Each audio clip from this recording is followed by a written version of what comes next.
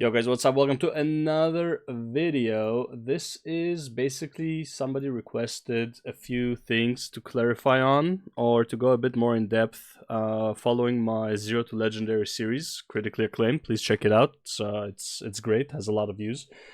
A lot for me. Anyway, so there's like a few things that this guy is a brand new player. He just finished core Tyria, and there's a few things that confused him, and he wanted me to like maybe you can talk about that, because I asked him like what do you think like was lacking, or like what do you think was confusing you when you were playing, and like some things that would be nice if like you knew, because like it was just a bit of a pain in the ass to get used to. Some of it I kind of get, some of them I'm like, I didn't expect that. And some of them I'm like, oh yeah, it happened to me as well. Okay. So I'm going to go over multiple things. I'm going to start with story achievements, which is not as relevant to him, but I think this is something that will start being relevant as soon as he gets into the Living World Season 1 and 2, because that's where masteries get unlocked, and this is when it starts getting a bit more important. So achievements during story and replaying story for the achievements. Okay, so for example, I just finished Visions of Eternity yesterday on stream. Quite the journey. And Beneath the Canopy had two achievements to do, right? It had one achievement where you have to do it in stealth, and one achievement where you had to kill all of the NPCs, all of the enemies. Okay, so I did the one in stealth, and now I have to replay it to do the ones where you just kill all the enemies, okay?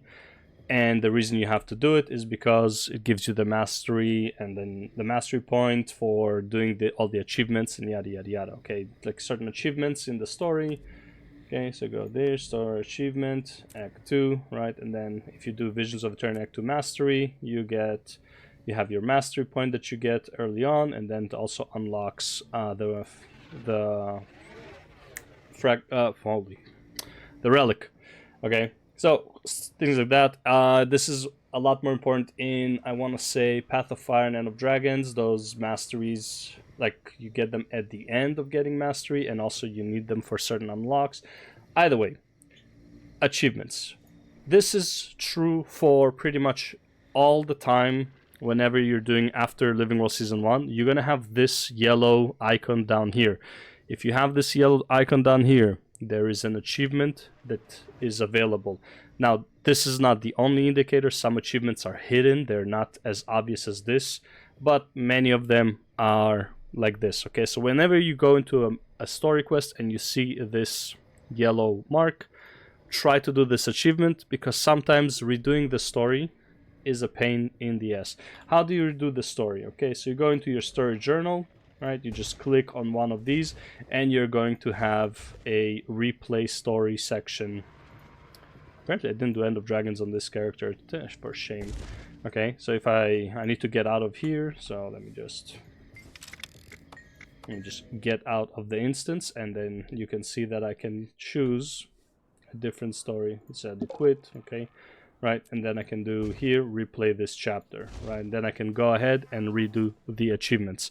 Okay, very important in my opinion, one of the least explained things, not too obvious, and I only discovered this around Path of Fire. Like, I only noticed the icons, and then I was wondering if those icons exist earlier, and voila, yes they do. Okay, so very important to pay attention to those for your achievements to get your masteries, as well as, okay, let's go. This is another point, and this is the tab filter for the achievements. So in my legendary, Zero to Legendary series, I did mention that you could get your mastery point filter over here.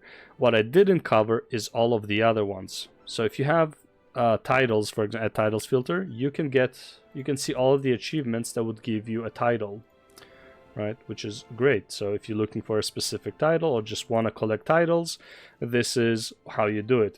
However, even more important, and honestly I found this out only after the fact, is the add reward filter.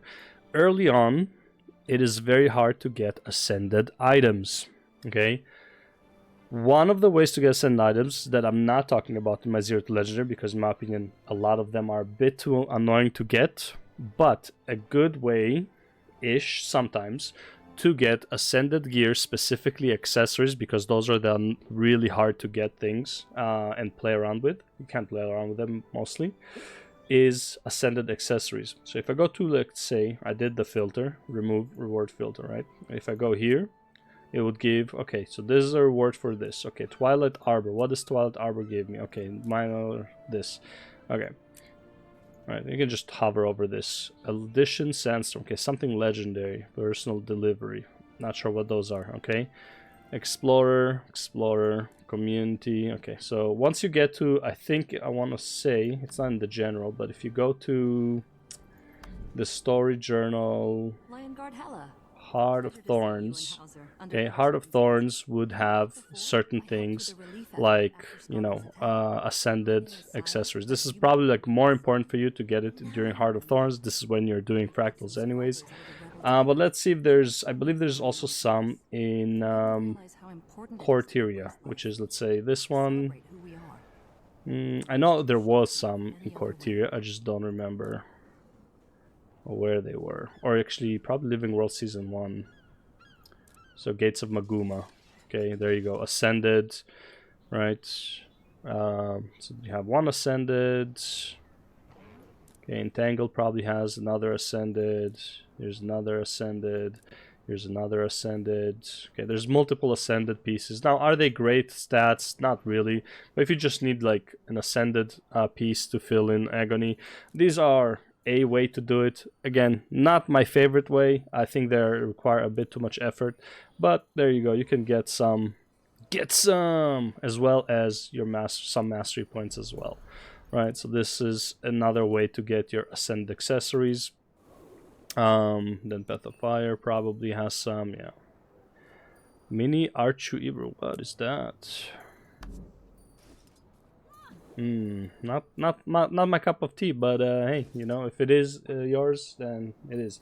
Okay, so that's another thing you can do with the achievement tab. Okay, the only real use I have for it really is getting mastery points, right? Visions of Eternity, type in insight and see how many insights I still didn't grab, right? So yeah, so there you go, as well as the masteries.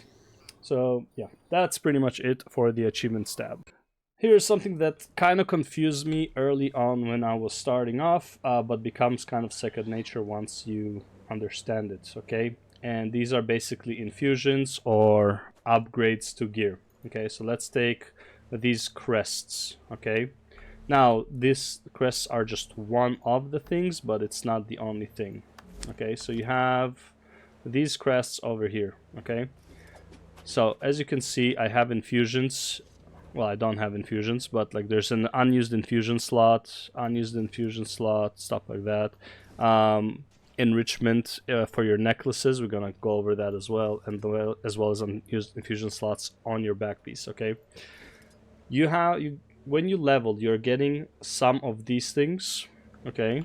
You're also gonna get gems. It's the ruby, I guess. You're gonna have gems like this. Okay, these go into one of these. I'm not even sure. Maybe you just... Oh, you can't. Sorry. If you have ascended gear or above, you cannot put gems in them. If you have exotic or below, like green, yellow, and exotic, like orangey, you can use stuff like ruby. Okay, I just don't have any exotic gear to demonstrate it because I just use legendary. But basically what would happen is when you hover over an item in your equipment slot, right, you will see that you can equip these guys, right? So let's say I want to equip Medallion of the Magi into my helmet, right? So all I do, click on that and it equips it, okay?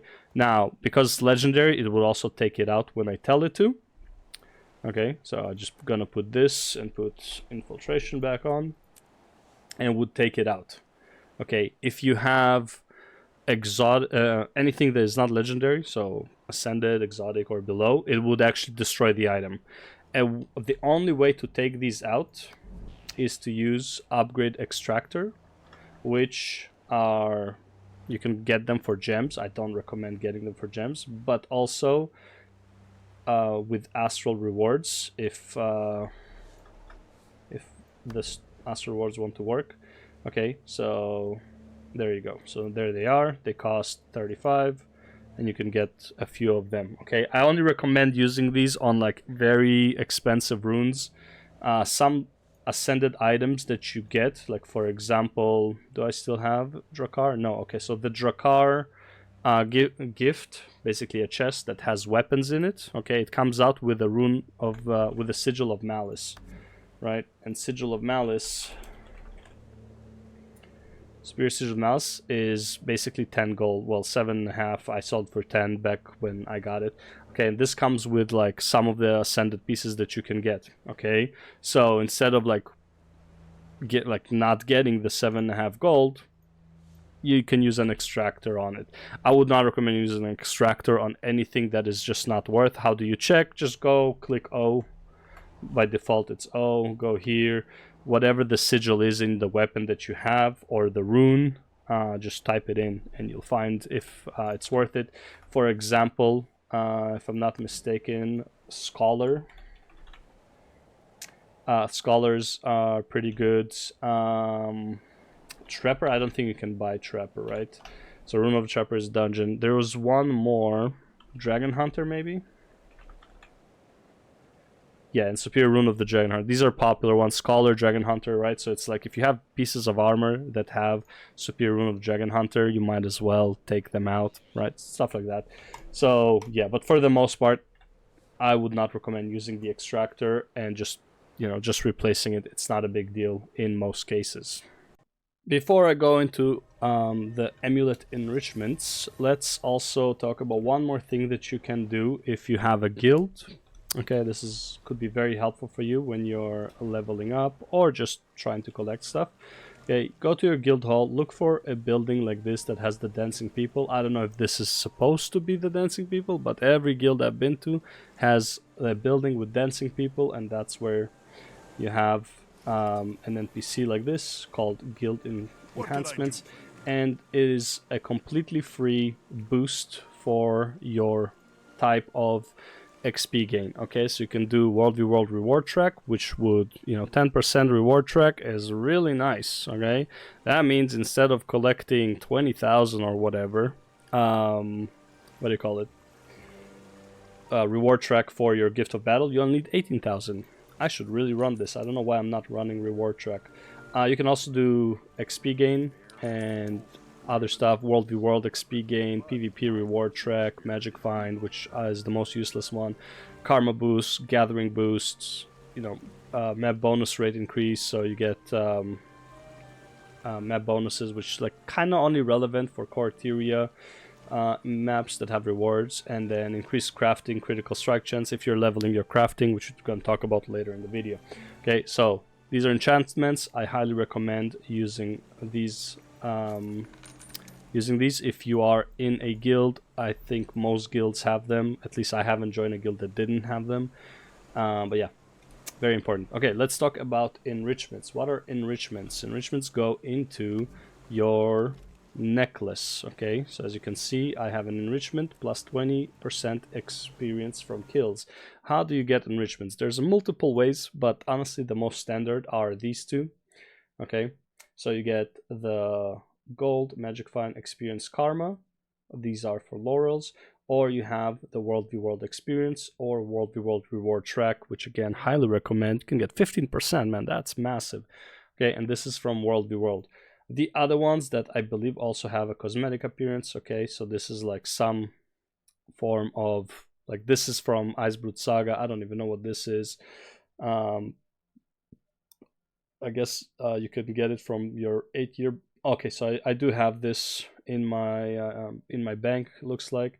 And then Worm Enrichment Choice, which again, another one. I don't know what does it even give. I have no idea.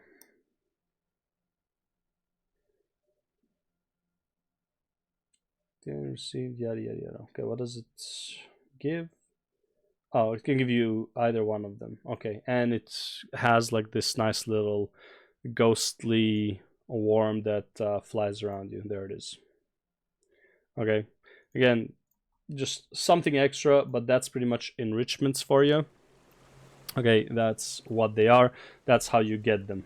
Another big issue that people have with, especially early on, and honestly this is a problem later on as well, I still have it on some of my characters. As you can see, I have a bunch of random shit in my inventory which I don't need. This can go here, and also like in my bank. Okay, there's a bunch of shit I do not need in my bank. Let me put this guy back on as well. Where is it? This goes deposit material, and I had a yellow one, didn't I? Where did it go? Am I crazy? Am I missing a yellow? Oh, there it is. It's at the top. Okay. So as you can see, inventory management in this game can be a bit annoying. How do you know if what you have is something you need? Okay, like for example, I probably have some things I don't know if I need. This one I probably don't need anymore because I have all of my decade armor. But let's say I don't know what I need, what I can do with this. Should I get rid of it or should I keep it, right? What I do, I type /wiki and shift left click on the item. Okay, it would open the wiki for me, and then I can see what I can get with it. Okay, so I can get all the decade armor, which I already have, gift anniversary banner, probably should get that, or tray of decade desserts. You know, that's a one-time use, this is a one-time use. Okay, so something to do with the item. Instead of just getting rid of it, you can get something out of it. Okay, and again, this is contained with some stuff, right? And how to get it. Now if you go into here and you be like, I don't care about any of this, yeah, just fucking get rid of it, right? Just get rid of it. Same with this. Okay, what is this? Candy powered meter MK2. What is this? Do I need this? What does it do? Let's see. Okay, you get this. Talking to Magister Tassin Lazar during Halloween, telling her. Okay, is it Halloween yet? No, Halloween just ended. Okay, get the fuck out of my inventory. I don't need you. Right, encoded order. What is this? Okay, so wiki /left click. Encoded order. Okay, what can I get for this? Notes can be exchanged. Okay, acquisition. Okay, cool. And this is a gizmo that can be given. Okay, in exchange for one of several bounty. Okay, so you get a bounty out of it.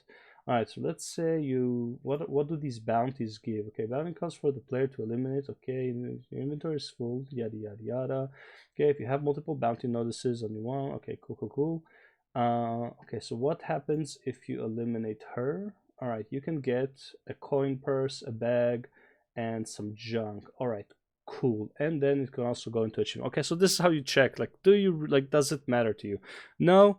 Okay, I don't care about it. Okay, get the fuck out of here. Okay, Tale of Courage. Okay, fancy furniture coin. Yeah, all that stuff. Like, do I care about them? Yes, no. That's how you check. Okay, I would say vast majority of the stuff you get early in the early game, probably you can throw out. Okay, you will not have as much inventory space as me. I have 316, which is still not enough. I need one more 20 slot. Okay. Ooh, there's 20% off. Good to know. One more 20 slot would be perfect. Okay, because then I will have 250 slots and I can just use this. Anyways, not important right now. But basically, that's how you check. Okay, I'll organize this a bit later. So yeah, so that's pretty much when it comes to your inventory early on. All right, and last 2 points. Okay, first one we'll talk about hero points. Hero points. Let's talk about just what they are. When you go into your training, in order to train your abilities here, your passives, all that stuff. These are basically your utility skills, right? So this is the invisibility, this is the ultimate. Okay, and these are some of the manipulation talents, right? A lot of times you would have talents in your build that would be like when using manipulation something would happen. Okay, so one thing to pay attention to is the name of some of your trees, like when using mantras, when using signets and stuff like that. So for example, mantra, a mantra thing, Let's go to my build. Do I have a healer build? I don't. Okay, well, this is Troubadour, so I don't care about. All right, so for example, if I go into my healer build, right, I have this heals allies around you when you use a charge of mantra. What the fuck is a mantra? Okay, so you go here, and then at the top left, it would say, see, this is a mantra, this is a mantra. Usually they're all lined up, right? This is manipulation, this is phantasms, this is glamour. So when you use a phantasm, something would happen. When you use manipulation, something would happen. When you use glamour, something would happen. Okay, so here we go. Feedback. Glamour creates a dome around you that reflects projectiles. So if I go here and then I use, is there a glamour I can use? Right, so if I use a glamour, okay, and I'm pretty sure I need to be in combat, it would create a dome around me that, you know, create that reflects projectiles. Okay, so that's the type of thing that, you know, pay attention to. Okay, and so this is what you need hero points for. Okay, getting these guys unlocked. Okay, and then also you're gonna need it for unlocking your elite specialization. You cannot unlock elite specialization until you finish unlocking all of these guys, the regular specialization and the skills. Luckily, you do not need to go out of your way to get hero points to unlock all of these. You can unlock them earlier if you go for hero points, but you don't need to. Getting to level 80 supplies you with all the hero points you need to unlock all of these guys. To get these, each one is requiring you 250 hero points to max out each and every one. How do you get hero points? Okay, so in the world, in Corteria, there is 189 hero points. Okay, 189 hero points. This is Corteria. Okay, and each one will have one. Okay, so this one has, each one will have a few, right? 7, and each one gives you 1 point. Okay, 5, whatever.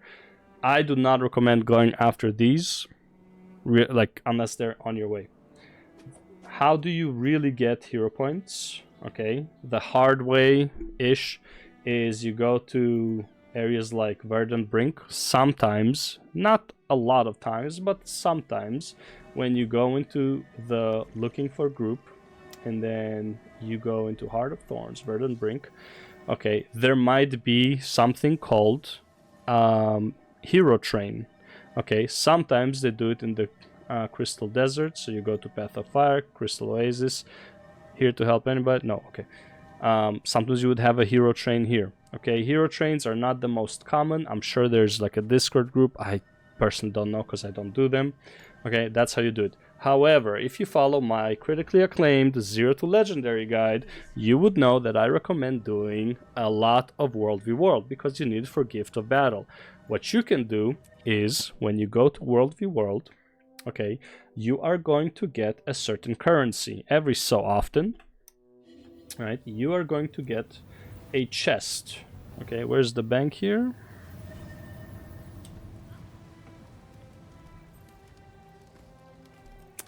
There has to be a bank here, right? That's a trader. Okay, let's do it like this. Let's go to the PvP lobby then. Okay, so I'll go to the bank because I have a bunch of those things. And then I'll go to the World v World and show you. So you're gonna get chests. Okay, you're gonna get these chests in World v World. Okay, these chests, when you use them, you can get testimonies of Jade Heroics. Okay, consider each one testimony as a hero point. Okay, because that's essentially how they trade 1 for 1. Okay, so once you get these, and you go into World v World, Age of the Mists, and this NPC exists in all the maps. I just like going to Edge of Mists because it's, I know exactly where he is. I don't have to like figure out based on the base that we have.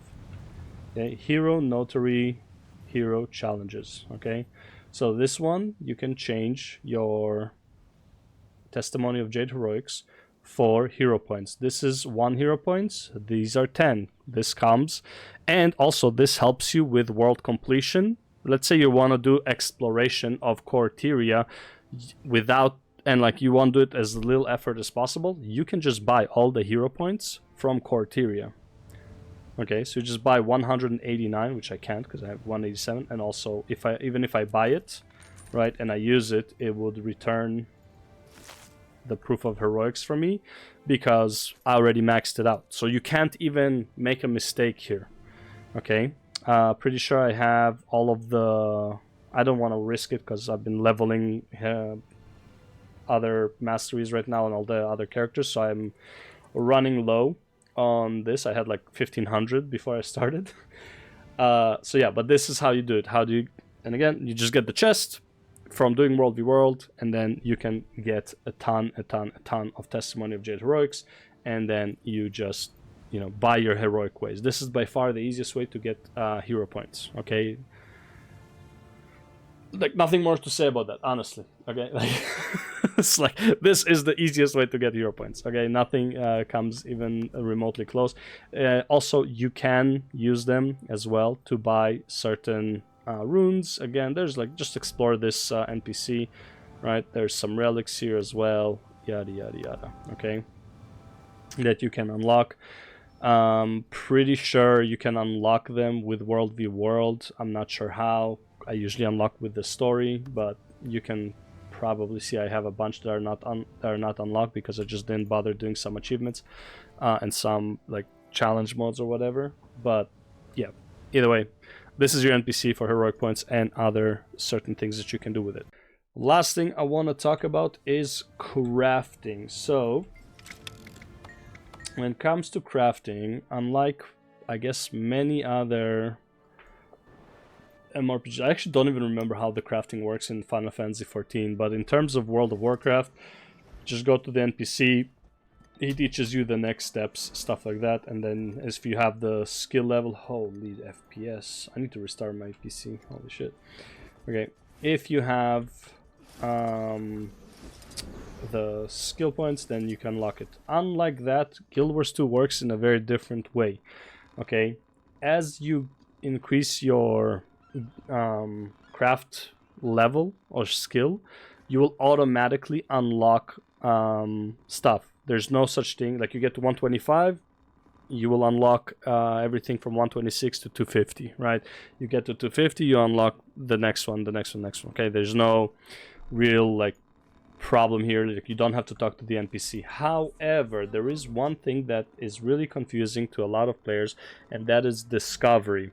And there is absolutely no way for you to know. I still do not know how to use discovery. Usually, so if you just want to explore and you don't want to follow a guide, just click something, the things that can work with it would highlight, and see if you can craft it. Okay, so this I can craft, kind of don't wanna, but fuck it, whatever. Let's see what it gives me. Okay, cool. It gave me Major Rune of the Privateer. Cool, I discovered something new. Okay, do I need it? Not really. I'm going to get rid of it. Where is it? Okay. This is the only proper course. So that's how discovery works. Okay, just click on an item and see, okay, I can combine these and this, and I can craft something. Do I want to? Oh, hell no. I like these materials, they're expensive. Okay, I don't want to waste the gold on the demonstration. I'm broke. I only have 50 gold left, okay? Like, it's no joke. But yeah, so that's how discovery works. Now, how do you actually level up your professions, okay? I believe it was to professions or something like that. Go to craft. Right, give it to crafts, okay? And then you just go fast guide. Let's say you want to level up jewel crafting, okay? You can also enter your API. Your API is, I'm not going to show it here because I don't feel like censoring a bunch of shit on the stream. But basically, go to your Guild Wars 2 account. You'll be able to find your API somewhere in your settings. I'm sure there's a guide out there. Like, it's really not complicated. Okay, you're gonna need your API for multiple things, like Guild Wars 2 efficiency as well would help you with that as well. Okay, like if when you're crafting legendary, you pretty much want to use this, and the reason you want to give your API is because if I want to do Orion's wing, right? If I want to, let's say I want to craft Orion's wing, right? It shows me that to craft it, this is the cost of materials I would need, but because I have materials, I click yes, use my own materials, okay, it would now reset it and say that I only need 11 gold in order to craft this. Okay, that's why I was able to trade all my gold for gems, okay? Because like I know I don't need much in order to craft my next legendary and make like 1,000 gold profit. So once I sell it, I'll be at like 1,800 gold again, okay, plus, right? So that's why you need your API. Another thing, if you put the API here, it would see what materials you have, and on the shopping list, right? Let's say you have, I think the shopping list should be at the top, isn't it? Make mixed collectibles, check bank first. Yeah, so this is like your shopping list basically. So this is what you will need. You'll need 172 copper, 196 gold, 220 mithril, yada yada yada. So you just, if you have the API, it will tell you how much you have, how much you need. You buy all of those, then you follow this guide, and you're gonna get to max out, okay, to like max rank up to 400, and then do 400 to 500, and you just choose which one it is. Some of them, like cooking is a different beast, because cooking, to get from 400 to 500, you just need to do an achievement. Okay, so you won't have a guide here for cooking from 400 to 500. Jewel crafting also doesn't have 400 to 500, right? Huntsman does. Like basically the crafts, the ones that like craft legendaries essentially, so tailoring, leatherworking, armor, all the weapon crafts, hunts, so this like weaponsmithing basically, like metal. Huntsman is like torches and bows and shit like that. Artificing is like scepter, maybe Warhorn, right? So that's like all the things that can craft legendaries go up to 500. Cooking goes up to 500, but this is an achievement based, and this is just to craft feasts. Technically, if you're just crafting for yourself and you don't want to share feasts, 400 is more than enough. You do not need to make ascended food. Realistically, 400 is more than enough. Jewel crafting, you do not craft legendary jewels, so no point making 500. And also you do not craft ascended jewels as well, from my understanding, if I remember correctly. So again, no reason to make it 500. Okay, so that's pretty much it.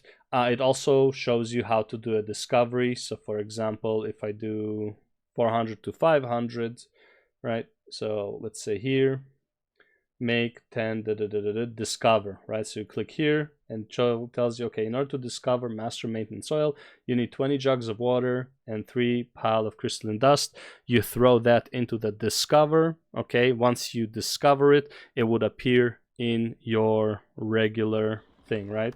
So once you discover something, like I discovered that thing, it would appear in your list here, okay? That's pretty much how crafting works. It is a bit confusing and convoluted, honestly. Unless you're like psyched about crafting and you really like it, I highly recommend just follow the guide. Crafting is really a means to an end. You do need crafting in this game. I have every crafter except inscription, because I didn't need it. I have every crafter except inscription maxed out, because multiple legendary crafts require multiple different crafts. Cooking, honestly, it's the one I never use, as well as you have your daily crafts for ascended, lump of mithrilium, silk weave, which again, don't really need it, but you know, it's not too bad to have, because you need to dump these materials somewhere or just sell them. Okay, the reason I like doing this one, for example, is because a lot of my legendary crafts, I need lump of mithrilium for the legendary weapons. Most of the legendary weapons that I craft use this, because I usually make metals, right? Or builds that require metals, so, you know. But either way, yeah. And then the other one that I can't do on this one is the one that uses wood. Also very important. So bows, torch, like basically anything huntsman, you're gonna need the ascended for the wood, the ascended for the metal, you need the lump of mithrilium, and if you ever want to craft ascended armor pieces for leatherworking or tailor, you're gonna need spool of silk weaving and spool of thick Elonian cord. Okay, you're gonna need these if you ever want to craft ascended armors. So for example, I have Zoja's footwear, which I did make a full set at some point, right? So if I want to craft Zoja's Berserker insignia, I'm gonna need damask patches. How do I make damask patches? Bolt of damask. How do I make bolt of damask? Spool of silk weaving. Okay, so how many do I need per? I think it's like 10 or 12 per craft, something like that. I think you need like 60 to 70 each one. So it basically takes you like 70 days to craft a full ascended piece. Now, technically, what you can do as well, you can also like sell them, right? They're not too expensive, but they're also like not too cheap. The profit margin is very, very negligible. Okay, because like if you just look at the bolt itself, costs like what, 1 gold? Not even. Used to cost 2 gold. Now it's like not even 1 gold. Okay, and then Elolian leather, which also is, you know, required, right? So this is the spool, right? So you have one of this, so 225 plus one of this, another gold, so 335. Okay, and then how much does this cost? 350 realistically, so that's basically it. Or if you put it for sale for later, you know, like the profit margin is not huge. It exists, right? Also, like how much does it cost to craft one of the spools, right? 100 bolts of silk, right? That doesn't cost much. That's what, 26 silver.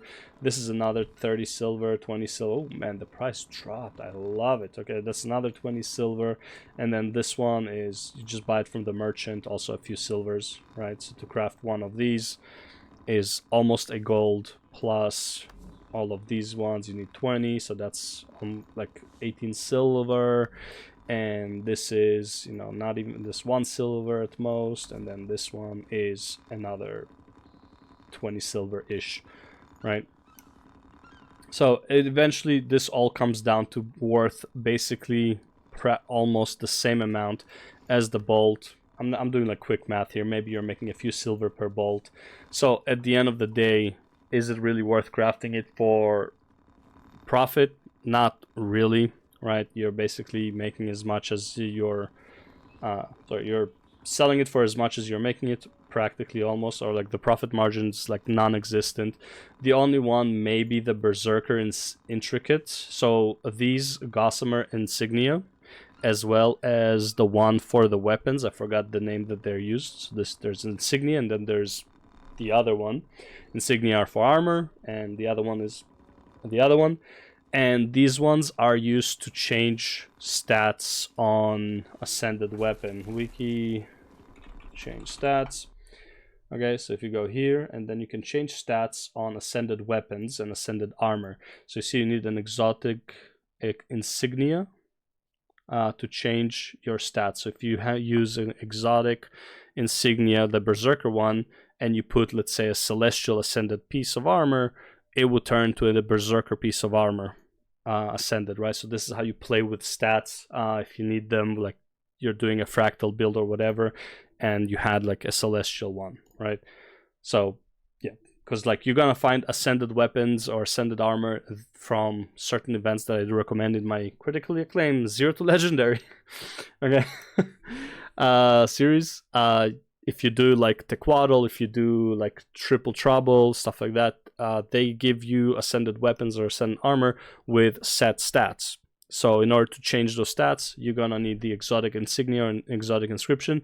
That's why the prices for these items is slightly, like, you can make there is some profit to be made off of those, but again, it's it's not very meaningful, but it's a nice way to make early money if you have your professions up.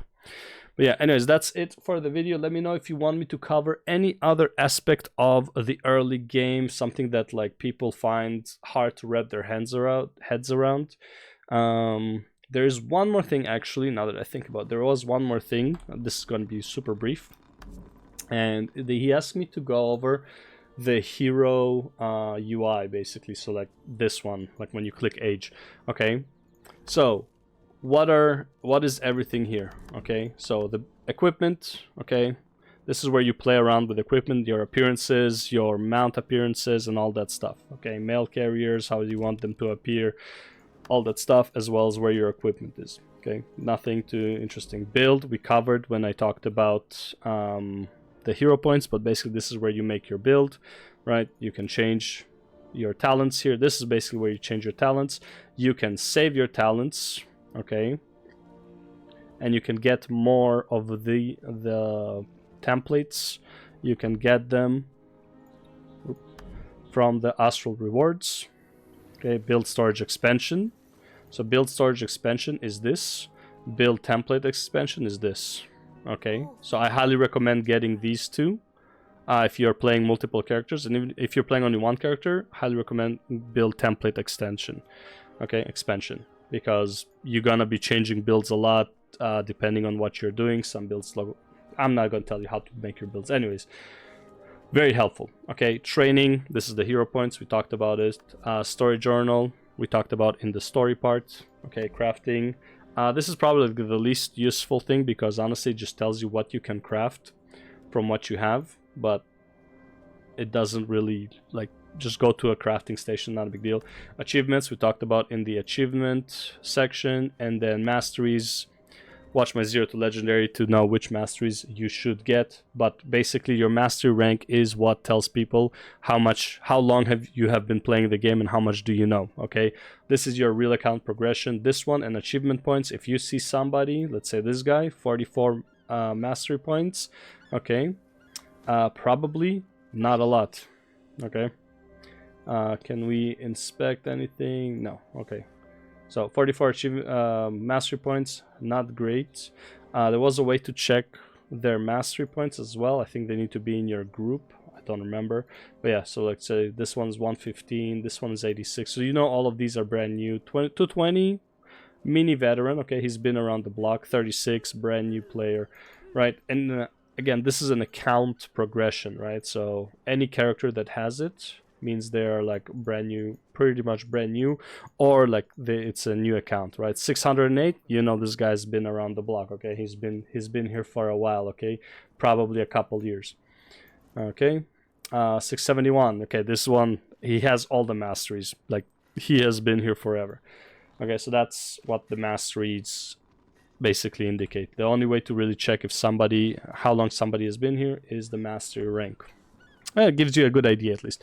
Anyways, now that is it for this video. Thank you for watching. We'll see you in the next one. Peace. Sorry this was so long. I'm sorry. I did not want it to be so long, but it is so long. Anyways, it is what it is. Yeah. Bye bye. Bye bye. Bye bye.